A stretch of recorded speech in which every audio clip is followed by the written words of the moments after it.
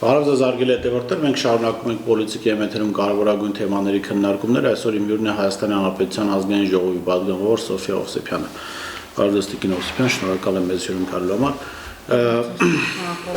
Պատերազմից արդեն գրեթե 6 ամիս է անցել, դուք ձեր դիրքորոշումը հստակ ունեք եւ նաեւ գնահատական է ինչ-որ իմաստով, ընդդիմությունը, որին նաեւ դուք չեք միացել, չկարողացավ օրակարգ ձևավորել կամ չգիտեմ ամբողջապես այնպես չստացվեց, որ այդ հանրության գնահատականը տեղ հասներ։ Ձեր կարծիքով արդյոք հանրությունն իրականում անտարբեր է կամ համակերպվել է պարտության հետ, պարտությունը բերած իշխանության հետ։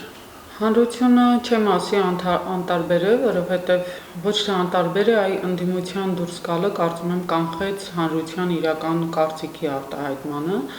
եւ այն մարդիկ, ովքեր ոչ նախորդ, ոչ ներկայիս իշխանության մեջ չեն տեսնում Հայաստանի վաղվա ապագան, իրենք ուղղակի հետ կանգնեցին որևէ քայլեր կամ գործողություններ անելուց։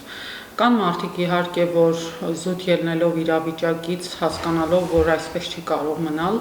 քայլեր ձեռնարկեցին եւ միացան շարժմանը ընդդիմության, բայց իրենք ոչ թե կիսում են շատերը ընդդիմության վերադարձի գաղափարը, այլ այն, որ ուղղակի չպետք է լռեն, ուղղակի չպետք է, այսպես ասած, հարմարվեն իրողության հետ։ Պարտությունը ընդունել կամ չընդունելը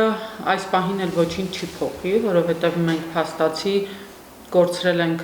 մեծ տարածքներ, մեր հայրենիքի բավականին լուրջ հատվածը, որը նաև այսպես ասած անվտանգությունն էր մեր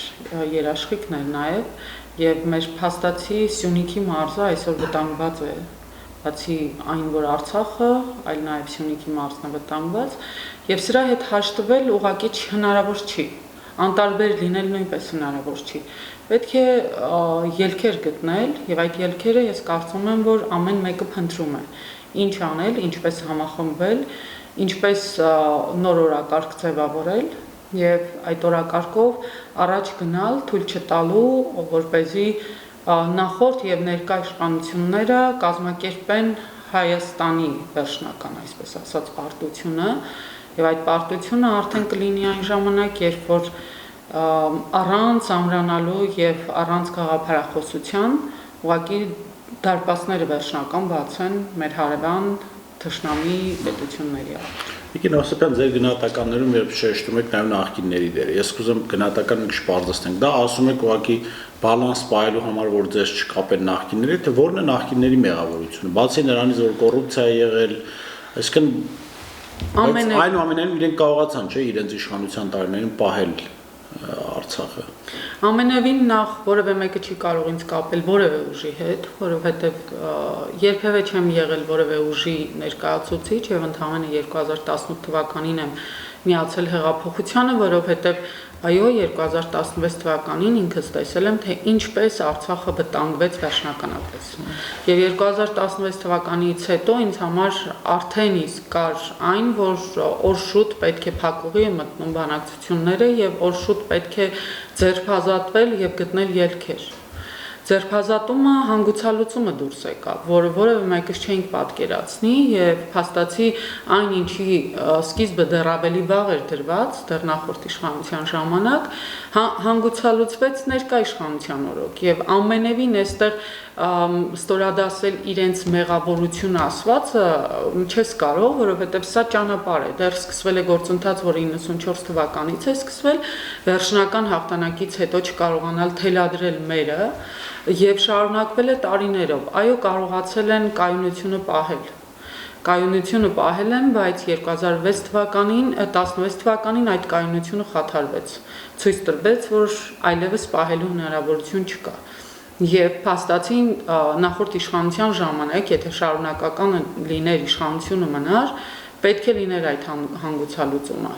Իհարկե, հանգուցալուծումը թե ինչպիսին կլիներ, այսքան ցավոտ կլիներ, թե ոչ չեմ կարող ենթադրել, բայց որ հանգուցալուծման եկել էր եւ բանակցություններով չէին կարող այլևս պահել, սա պետք է իրատես լինենք։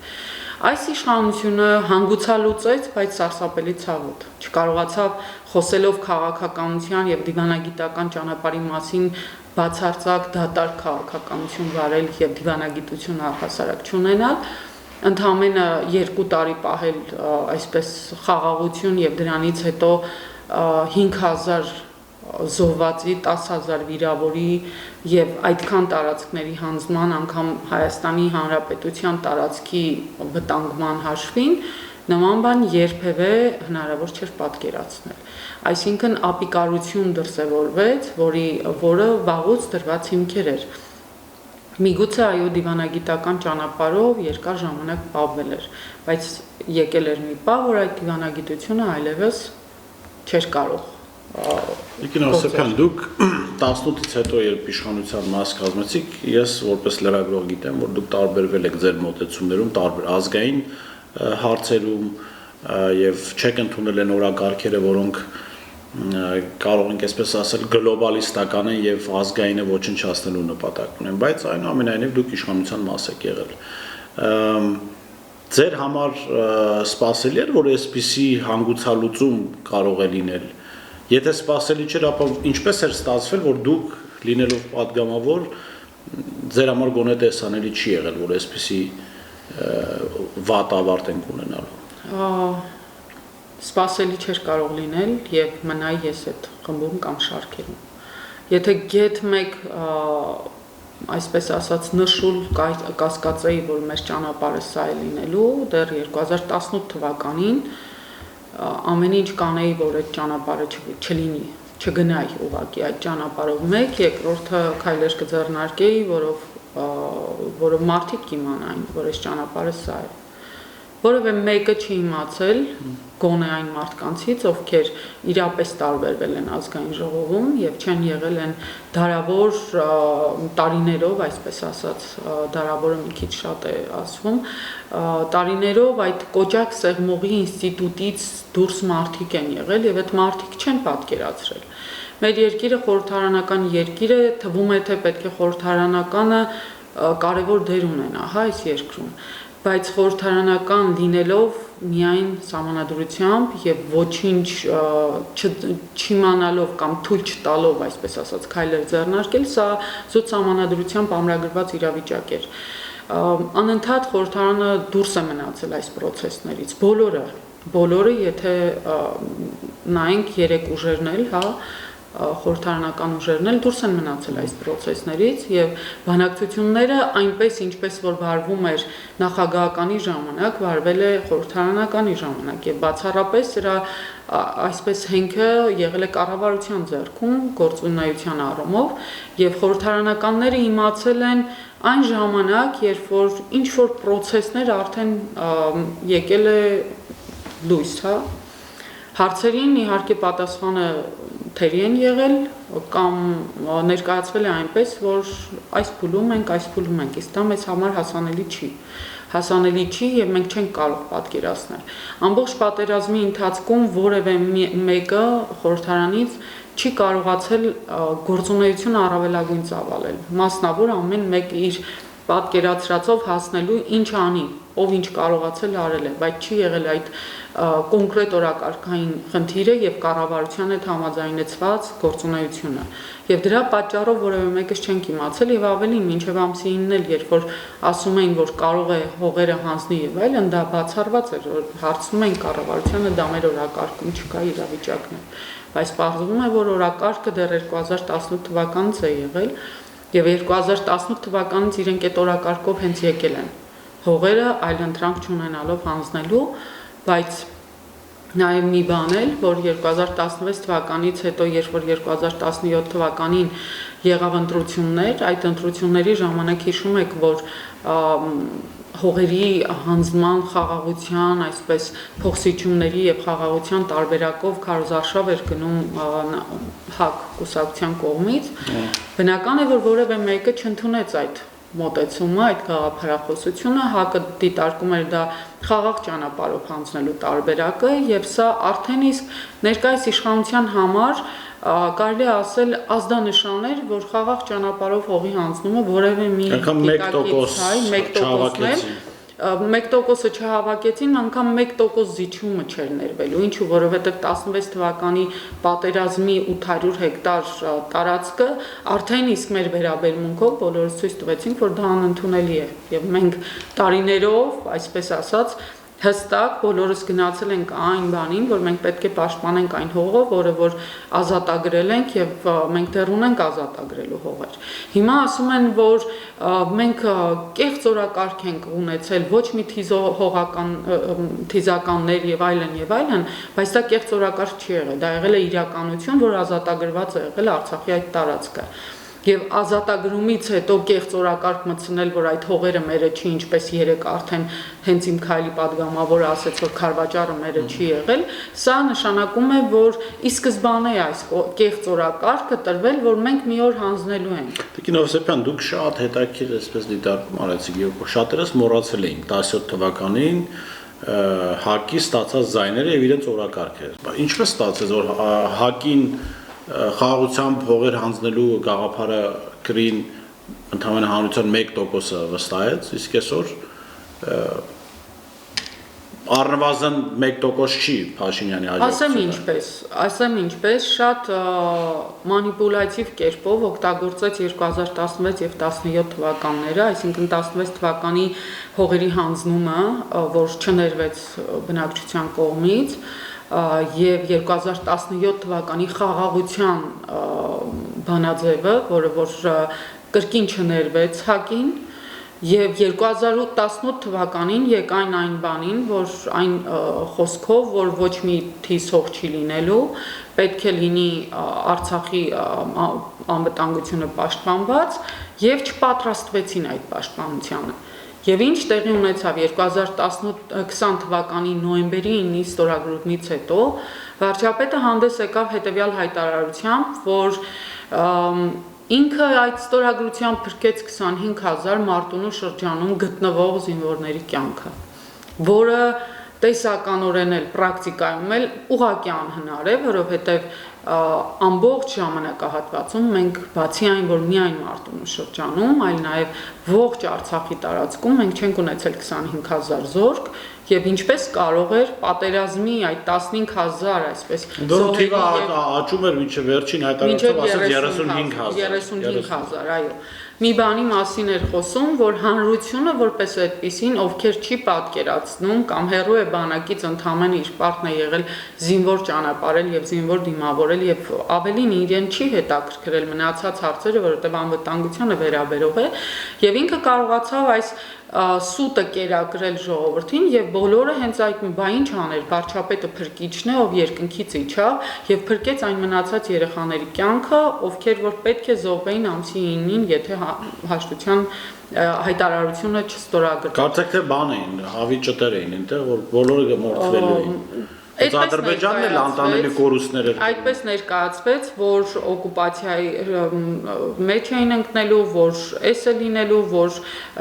ոչ մի ձևով չէին կարող դուրս գալ, որ զինվորները, բայց որևէ մեկը չհարցրեց, իսկ որտեղից մեզ այդքան զինվոր այդտեղ, եթե մենք ունենք 25-ից 30000 զինվոր, ապա ինչու եք հենց նույն տեղում,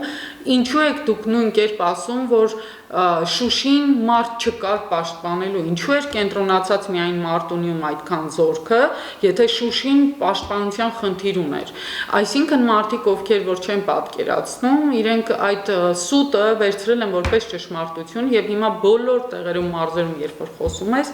ցավալիորեն այդ սուտը կրկնում են։ Եվ այս ստով կերակրված Մարդիկ վաղը պետք է ընտրեն որոշում կայացնեն բոլորի փոխարեն այն մարդկանց նաև ովքեր գիտակցում են եւ գիտեն թե ինչ է տեղի ունեցել, ովքեր եղել են այդ տեղերում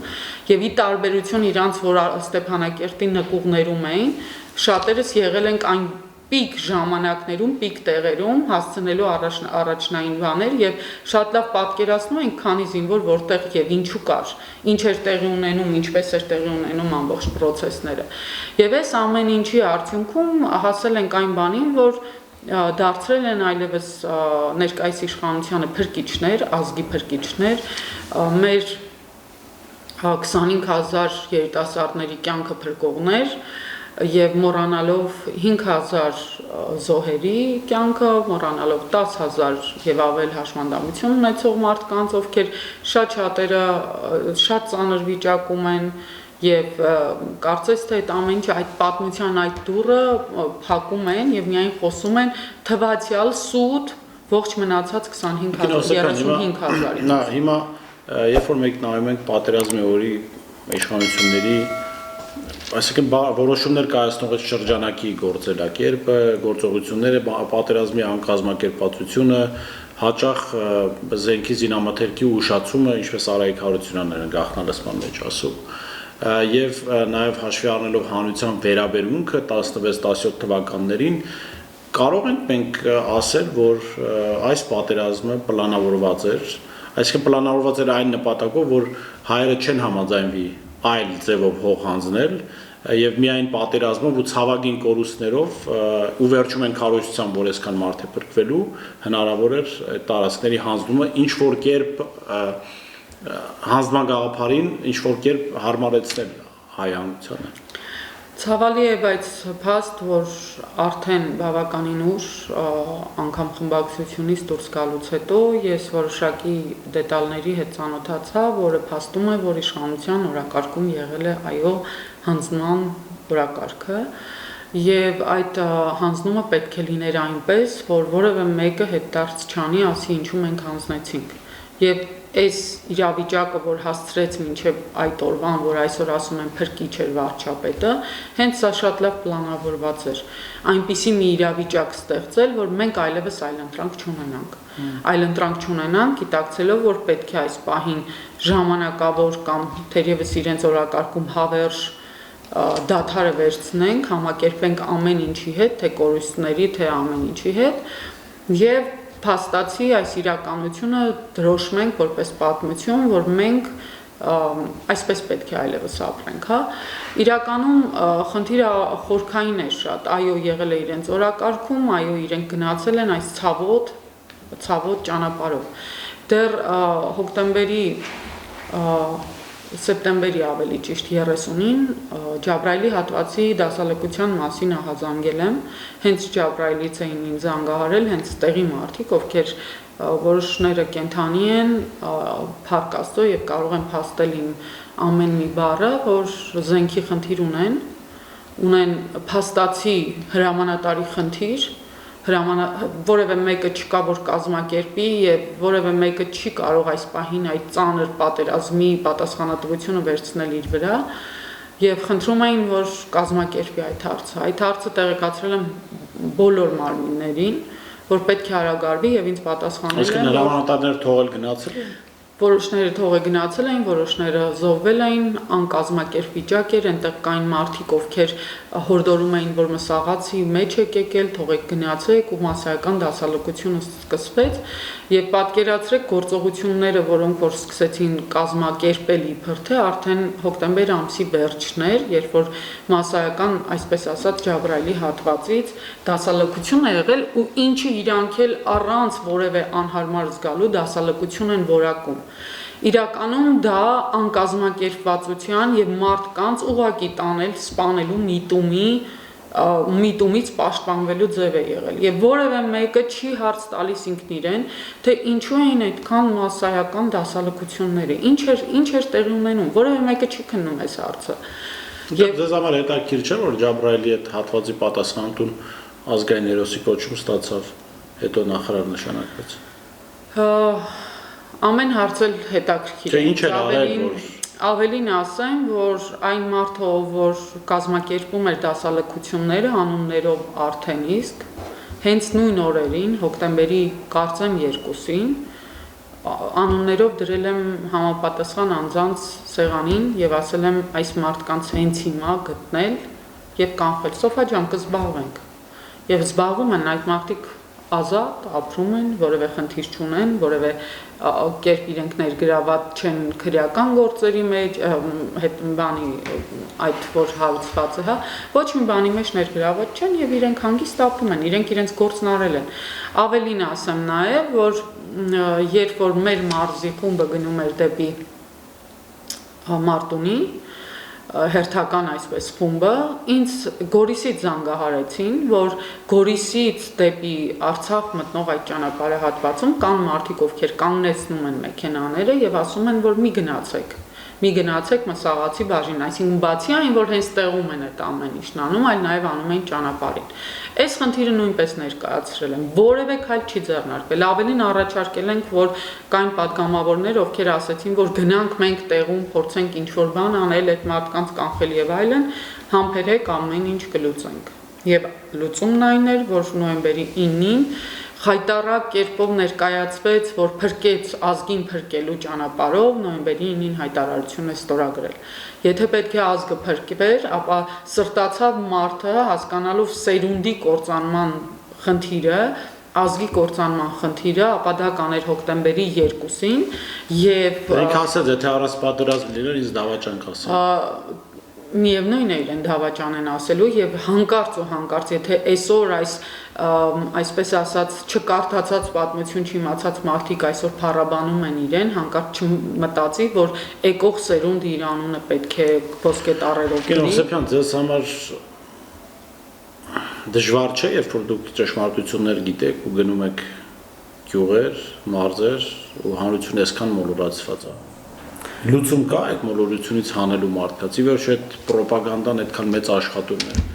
Շատ դժվար է, ավելին ասեմ, սկսել եմ ավելի քիչ շփվել մարդկանց հետ, որը իմ էության մեջ չկա։ Ես իհարկե գնում եմ մարզեր, իհարկե ամեն այսպես շաբաթվա մեջ մի երկու օր լինում եմ մարզերի, բայց տարբեր գործունեությամբ ու աշխատում եմ հանրության հետ չհանդիպել։